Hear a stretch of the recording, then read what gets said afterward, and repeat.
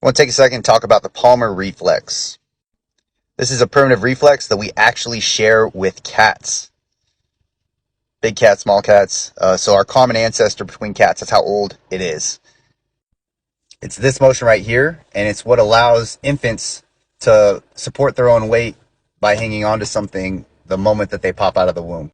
You can check if it's retained in you by if you open your palm and you run your finger down the palm of your hand and your fingers close a little bit, you likely have some of it retained.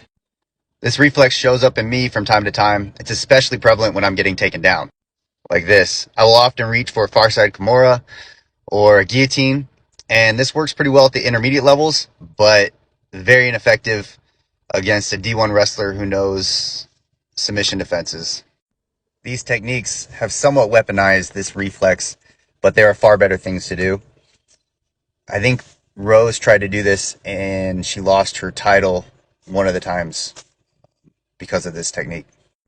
Because it was a technique that I've relied on so much, I kind of built it under stress, and my body thinks that it will protect me in places it won't.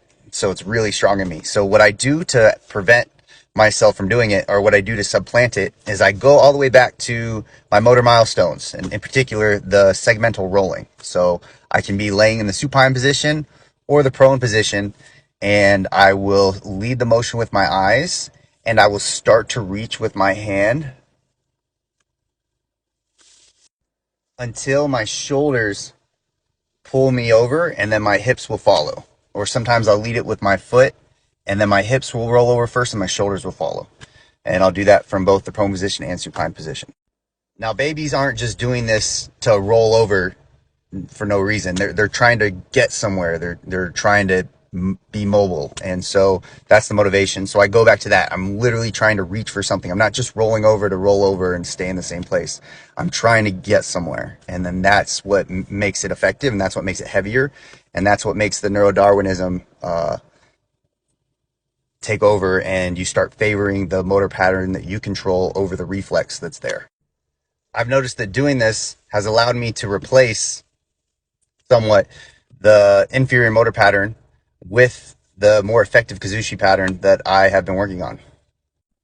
I'll post a video of me running through the segmental rolling in the comments. So go ahead and like, comment, and follow for more of these primitive reflexes.